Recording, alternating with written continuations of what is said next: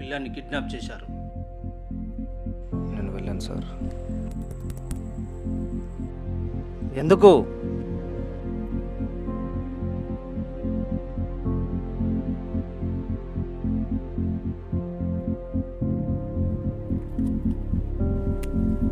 నీ కుటుంబానికి ఏం కాదు, నీ కుటుంబానికి ఏం కాకుండా చూసుకునే బాధ్యత నాది. ఇదే నీ లాస్ట్ మిషన్.